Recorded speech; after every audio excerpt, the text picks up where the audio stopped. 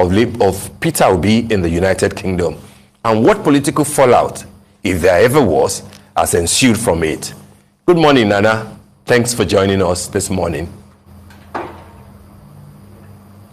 Good morning, Steve. Good morning, Oji. Good morning, Shaitan. Good morning, Nigerians. Thank you for having me. Thank you indeed. Thank you for being here. All right, so let's go straight into it. What are the issues? Is Peter Obi, the candidate of your party during the presidential election, being hounded by the federal government of Nigeria? And could you tell us in precise terms what actually happened to him at the London airport when he was interrogated, and as we heard, when he was detained? Is he out now? Is he back in Nigeria? And what was his offense? Okay, to shed any light, as far as we know, those questions, you should be asking the Nigerian government that question.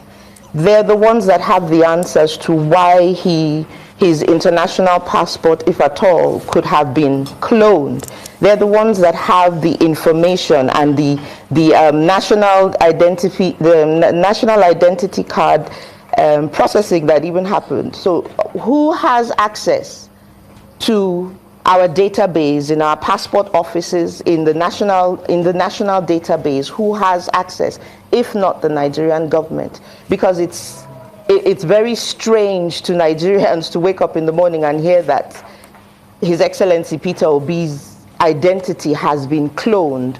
So that is, what word, for lack of a better word, that is a huge omission on our security. Who is able to breach Nigeria's security in such a manner? Those are the questions that we are asking, because like you pointed out in your introduction, it's seemingly as if at every point in time everything is being thrown at us, including the kitchen sink, and we're wondering why. Just because we have come on board as a force to reckon with, just because we have come on board and we have come to change the political discourse in Nigeria, just because we have come on board, we ask questions. You say we should go to court, we are in court. I don't understand why we are being hounded on a daily basis. I don't understand why it would seem as if the government and the spokespersons that even represent this party, the APC, just seem to think it's okay. You know, their spokespersons come out and all they do is ram, hit, throw everything that they have, and most of the things that they say are quite preposterous when you look at it. When you listen to, even on Arise recently, I talked about Mr. Festus Keyamo and his utterances and how they've been asking for our arrest. Nigeria is a country governed by law. We have rules that govern us. If anybody has breached those rules, then they in themselves can also go to court. Why not toe the line of restraint the same way our presidential candidate has done? Why not toe that line? Well, all right. So Peter Obi has denied rumors or even media speculations that he was issued a letter of apology by the British government in connection with his detention at Heathrow. Now, where do you think those rumors emanated from? And what is Mr. Peter Obi's stance right now as it is regards to receiving a letter of apology over the detention incident, or has he moved on from it? Secondly, there was a fake picture that was shared by members of the opposition showing the chairman of Nigerians in the diaspora, Abike Dabiri, superimposed with Peter Obi. She appeared to be, liaising with an immigration officer. Now, how would you describe that scenario? I describe it as I wonder if the APC understand how important whatever role it is that they believe they're supposed to be taking on. You know, I don't think they've fully understood the import of what it is that they're supposed to do. You have why not celebrate your selective win, if you would like to? You know, that's how I see it. Why not celebrate those wins? Why are you attacking? And I'm very glad that you mentioned a superimposed meme that kept going on around those photos of Abike Dabiri with Peter Obi. Why go so far to tell lies and foment trouble when there is none? Foment trouble with people who aren't making trouble with you.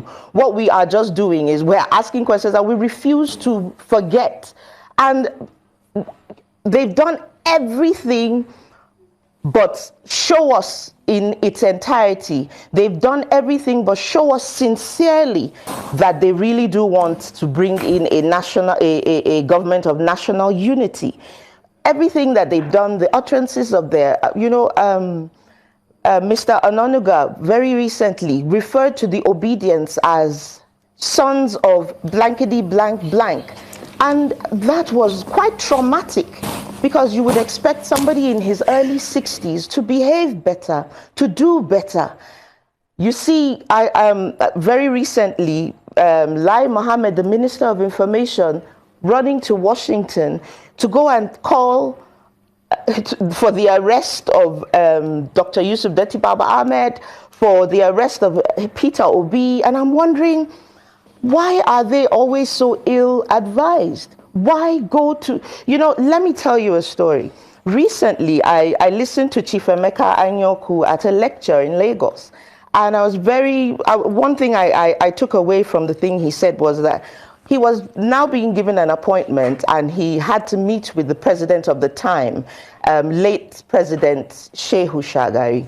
And he said that the president said to him, I hope, I know that you have been always speaking against my government, and and he said, let him take a leaf from Winston Churchill, where he said, Winston Churchill said, every time he was abroad, away from home, he would always, restrain himself from speaking against his home government. He would not speak against the British government in any form or fashion.